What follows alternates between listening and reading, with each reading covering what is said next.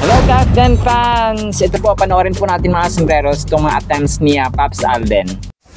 Itong una mga sombreros, ito yung premiere night nila ng Hello Love Goodbye Season 1. Napansin din ng reporter na sira yung zipper ni Kath sa likuran. Tapos ito si Pops Alden, alam mo yung kumaga pa gigil sana siyang ayusin, pero nagpipigil siya mga sombreros kasi syempre alam niya yung kanyang limitation bilang leading man lang at hindi boyfriend pa mga sombreros. Ito ang pangalawa mga sombreros, yung second attempt ni Sir Alden, parang nasa fan signing yata sila or meet and greet ng mga fans sa Cambodia. Tapos ito si Sir Alden ay nadidistract siya dun sa legs ni Ma'am Kath kasi nga maiksi yung suot ni Ma'am Kath tapos lagpas tuhod. O kaya alam mo yung nafe-feel mo si Sir Alden, yung ugali niya na paging gentleman, napapalingon siya dun sa paa ni Ma'am Kath. Napapansin mo talaga na tarang gustong-gusto niya na kumbaga may gawin siya, may move siya na gagawin mga sombreros para alam mo yun, hindi ko ma-explain pero yun po mga sombreros para pag ugali mo na talaga na ganun, parang hindi mo maiwasan na gawin na nagpipigil ka. Ang hirap ng situation na ito mga sombreros actually. Pero nga parang sa bandang huli parang parang sinabihan niya si Ma'am Kath, tapos may inabot sa kanya na parang towel or something na tatakpan niya mga sombreros. Napanood natin mga sombreros, ganun pala no, kahit ako po nagulat dahil sa mga videos na to, nalaman ko na may mga instances pala na ganun. Alam nyo na ng mga camera, ang mga marites mga sombreros ay talagang nanonotice kapag fan ka talaga ng Kath din. Kahit anong galaw nila, parang pag nasa public sila talagang napapansin natin mga sombreros. And you know, yung sa zipper, yung nasa premiere night sila ng Hello Love Goodbye, talagang ngayon ko lang din nalaman nyo na merong moment pala na ganun si Sir Alden na nagpipigil siya ng kanyang sarili para ayusin yung zipper at saka yung legs ni Ma'am Catherine. Maliban dyan mga sombreros, magbibigay ako ng kwento. Alam nyo ba, kwento number 1, yung outfit ni Sir Alden na naka-white siya na tuxedo dun sa Miss Universe Philippines 2024 ay si Catherine pala nag-suggest nun mga sombreros. Kumaga pa, nag-uusap daw sila, tapos parang tinawagan ni Sir Alden si Ma'am Catherine, tapos syempre dahil nililigawan ay nagtetelebaba daw sila. Yun ang sinasabi, no? At saka nalaman ko mga sombreros, nagtetelebaba sila, tapos yun nga, tinanong ni Sir Alden si Ma'am Kath kung ano yung kulay na gusto niyang kumbaga pa isuot ni Sir Alden din sa pagiging host nga niya. And yun nga, sinuggest ni Ma'am Kath na mag-white ka na tuxedo. O, diba? Tapos, quick update din po, tinatapos na lang ni na Ma'am Kath at saka Sir Alden yung trabaho nila kasi pinupulido na nila yung schedule nila para sa shooting po ng Hello Love Goodbye sa Canada. Yon. Tapos, sabi rin po ng source natin, hindi rin po malayo na, di ba si Ma'am Kath nagpatayo ng almost 1 billion na bahay sa Antipolo, Rizal. And siguro, next time or kumbaga pa not too soon, ay magpapatayo rin po si Sir Alden ng kanyang sariling bahay. Pero hindi pa po ito sigurado mga source, pero yun nga, according sa source natin ay magpapatayo rin ng bahay si Sir Alden. Di ba? Hindi malayo yung mga source, tayo nga ng mga ultimo na nakapagpaayos ng bahay, syempre sa kanya siguro 1 billion or billion ang halaga nun mga kasombreros. Isa sa mga nagustuhan ko dito sa Kath din mga kasombreros, as according din kay Ma'am Marian, hindi sila binago ng kasikatan. Kumbaga pa yung fame nila, yung wealth, yung kayamanan nila, hindi nila nilagay sa ulo. Bagkus parang ginamit nila ito para tumulong pa sa iba at saka maging inspirasyon sa iba mga sombreros. Abangan nyo rin po ang aking i-upload mga sombreros about dun sa sinabi at saka sa statement ni Ma'am Catherine, ni Ma'am Marian mga sombreros. No, talagang pareho silang negosyante, pareho silang down to earth. Ayun, sa ating tula ay pinamagatan nating sinubukan. Tila isang sikretong nahayag sa ating kamuwangan na si Box Office King Alden ay maraming beses palang sinubukang ipakita at gawin ang kanyang ugaling may pagka-gentleman. Lalo tuloy naiisip ng mga fans, God gave you this time kay Kath a once-in-a-lifetime chance. Ang pinakamainit na bansa sa buong mundo ay ang Mali. Ang subukang gawin ang tama at nararapat ay hindi isang pagkakamali. Second hottest country ang Faso at Burkina. Napanood naming gusto mo sanang tulungan si Kath kahit na pigil ka na. Third hottest country in the world ang Kiribati. Noon pa may nais mong nasa tabi, si box office queen Catherine Parati. Djibouti ang pang-apat na pinakamainit na bansa. Paps Alden, ang pag-ibig at panligaw mo kay Kath ay wag sanang mauwi sa wala at paasa. Panglima sa hottest country ang Tuvalu. Lahat ay atat na sa movie ninyong Hello, Love, Goodbye Season 2. Ang reference natin dito ay World Population Review. Tumatak din sa amin ang kakaiba at unique na pagtawagan ninyo ng I love you na I don't love you. Sana po ay nagustuhan ninyo mga sombreros ang ating tula at gusto ko po mag-share mga sombreros ng verses about po sa utang. Ayan, sa mga hindi nagbabayad ng utang. Sabi nila parang pag nangutang sila parang kuting, no, ang amo. Pero pag nagbayaran na ay parang isang tigre na hindi na malapitan at parang kung saan-saan na lang hinahagilap mga sombreros. Unahin po natin Psalms 37 verse 21. Sabi dito, the wicked borrows and does not repay, but the righteous shows mercy and gives. Ayun, wicked pala mga sorry po wicked pala or masama ang mga taong hindi talaga nagbabayad ng utang mga sombreros. Ito po ay biblical. Talagang ito yung literal na nangyayari ngayon sa mundo, sa maaring sa kapitbahay natin, sa kapatid, sa kaibigan, sa kakilala, sa mga tao, mga sombreros in general, na kumbaga pa pag nangutang sila, pag nag-chat ka, reply agad, no? Kapag kumbaga pa may request sila or may request ka, talagang nandyan sila kasi nangutang nga. Pero pag bayaran na, ay nako, ni anino, hindi makagilap mga sombreros.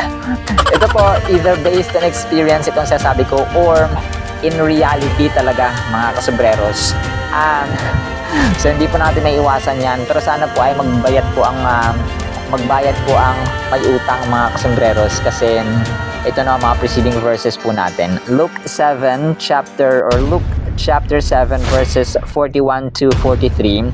Isang kwento ito mga sombreros na maiksi. Sabi na, there was a certain creditor na nagpapautang. Tapos may dalawang tao na umutang. Sabi ito, one owed 500 denarii and other 50.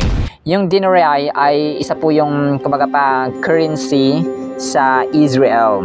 Dito sa atin di ba piso? Doon sa kanila may mga doon na denarii ang tawag mga sombreros. Verse 42, and when they had nothing with which to repay, he freely forgave them both. Tell me, therefore, which of them will love him more? Simon answered and said, Simon Peter, I suppose the one whom he forgave more. And he said to him, you have rightly judged. So ito mga sombreros, kwento ng, di ba, dalawa yung utang. Tapos, yung nangutang na yon, may isa, may 50, at saka yung isa ay 100 or 500 denarii. So, syempre, sabi ni Lord Jesus Christ, or tinanong niya yung mga tao, sino yung mas mamahalin yung nagpautang, di ba, sa dalawang yon. So, syempre, yung mas malaki yung utang. Kasi pareho silang pinatawad. Ganon din po tayo mga sombreros. Mas malaki or, kumaga pa minsan, syempre sa utang, literal na utang mga sombreros kailangan bayaran. Pero tayo po, bilang tao kay Lord, no, pinatawad niya ang ating mga kasalanan. Whether it's 50 or 500, minsan pa nga sobra-sobra yung utang natin mga sombreros sa Kanya. Kailangan natin siya, kumaga pa ang lesson dito, mas mamahalin natin siya. Kasi sabi dito, sino ang mas mamahalin yung nagpautang na nagpatawad at saka hindi na pinabayaran doon sa kanilang dalawa. So ang sagot po dito ay yung mas malaking utang. So parang tayo yung mga sombreros na mas malaking utang.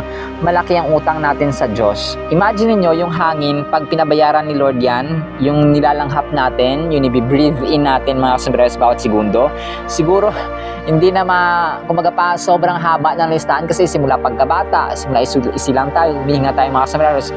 And that's one way of we should be thankful to God every second of our lives.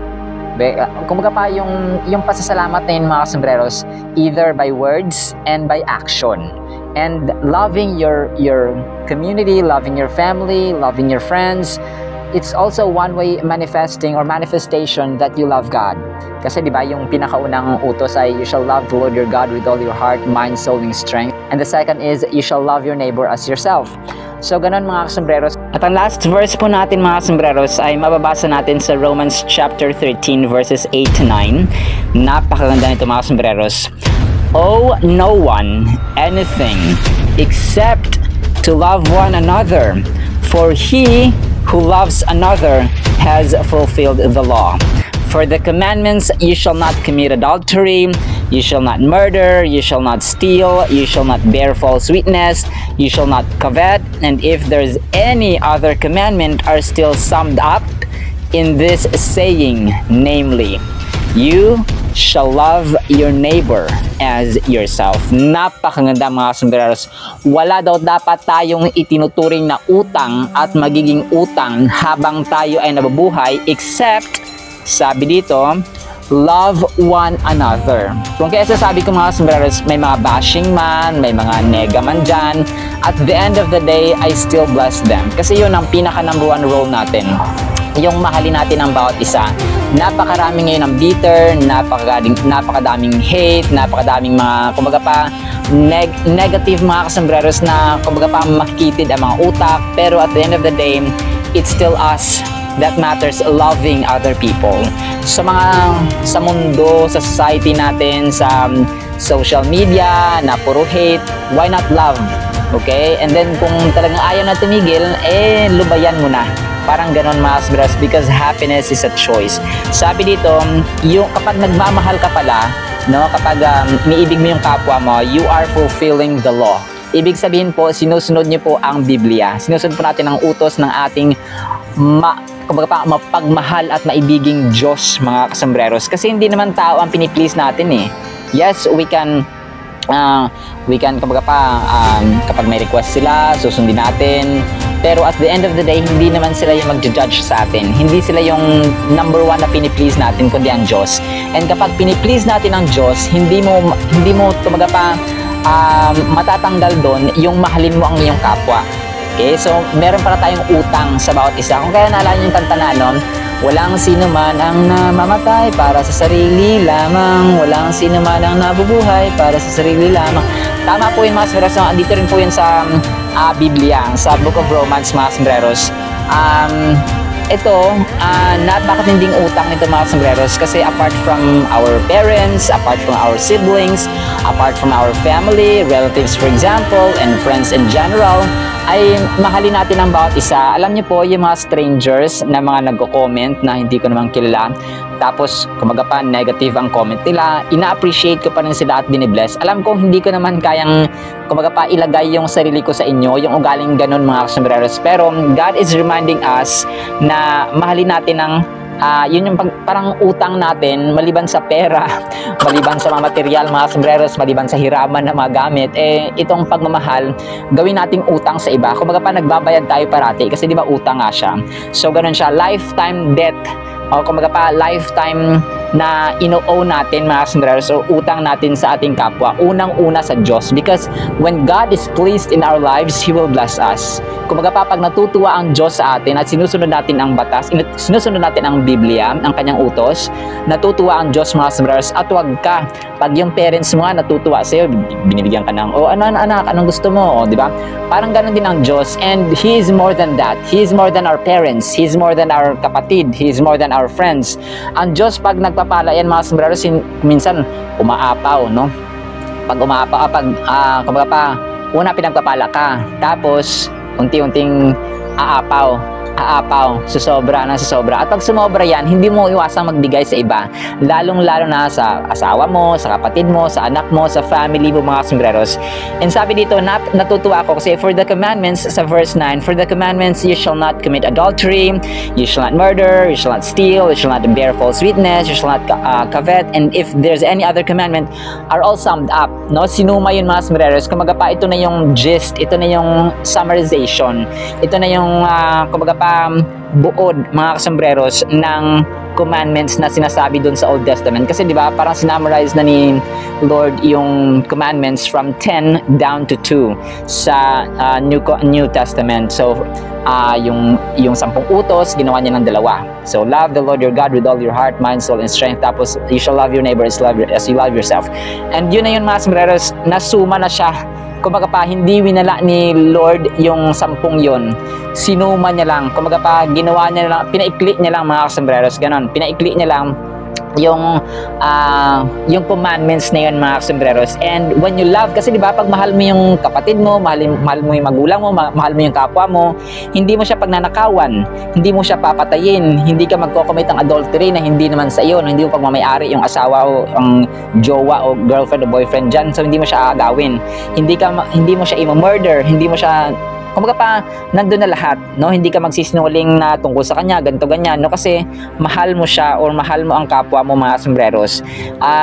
So ito na yun mga sombreros, no? Napakaganda ng salita ng Diyos because yes, minsan may mga harsh, may disiplina, may reminder na parang kumbaga pa namamalo, may pitik, may kumbaga pa may hagupit mga sombreros yung salita ng Diyos. Pero at the end of the day, God is love. And that is one manifestation na kailangan mahalin natin ating kapwa.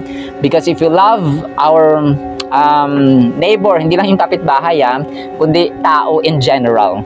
Mahal natin ang ating kapatid, kaibigan, mga strangers ba dyan. Hindi natin sila gagawan ng masama. Okay, that is it. So yun lang mga sombreros, napakaganda ng salita ng Diyos.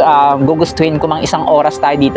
Pero baka hindi na kayo manood kasi magsawa na kayo mga sombreros. Ngunit nagpapasalamat po ko sa mga nakikinig talaga at kumbaga pa hindi nila pinapalagpas ang salita ng Diyos sa segment natin. Kasi meron tayong ilang segments, mga sombreros, parang 2 segment.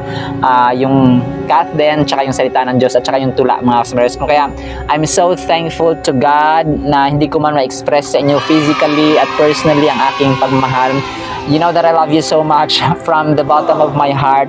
Kasi hindi niyo po alam how you impact and you bring kumbaga pa effect sa aming buhay, lalo na po sa aking nanay, sa akin mga sombreros, yung katuwaan mo na gumagawa ka ng content and then you read comments and feedback from other people na hindi mo naman kilala personally, nakakapagpataba ng puso po yun and nakaka-touch, nakaka-overwhelm at saka nakaka-inspire pa lalo na gumawa ng content kasi hindi kumbaga pa hindi naman sa pagmamayabang pero hindi naman putyo-putyo ang ating content na pagkuha ko ng mga videos talagang i-upload ko agad ganun. So talagang ginagawa natin ang concept, pinag-aaralan at saka nilalapatan natin ng ibang taste, ng ibang kick, ng ibang sipa, ng ibang flavor mga sombreros para sabihin nyo naman na may ambag ako dun sa videos at saka mga pictures na ina-upload natin. So ganun po siya mga sombreros. So maraming salamat po mga sombreros, nawa po ay pagpalain po kayo, hindi lamang yung nanonood kundi dadaloy pa sa buong family ninyo ang blessing at saka ang pagpapala, ang pag-ibig na ating utang mga sombreros sa ating kapwa ay dadaloy po sa inyo. Nawa po ay you will feel love, you will feel kindness, you will feel generosity, you will feel understanding that you are understood by your parents, by your siblings kasi marami ngayon ang parang kumbaga pa kulang sa atensyon, kulang sa finances, kulang sa pag-ibig, kulang sa understanding, kulang sa kindness, kulang sa unawa. I feel you mga sombreros. That is why I pray na dumaloy ang proteksyon at ang mercy, ang awa, ang grasya ng Diyos, ang kanyang pag-ibig lalong-lalo na sa inyong buhay at sa inyong loob, sa loob ninyong tahanan mga sombreros. Nawa po ay magsubaybay pa rin po kayo. Maraming salamat Kathden fans, maraming salamat kasombreros at maraming salamat po children of the living God sa mga nagmamahal sa gospel. See you sa next segment po and paalam. Bye-bye. Paalam po. Bye-bye. Paalam. Paalam kasombreros. Bye-bye. Bye-bye. Bye-bye.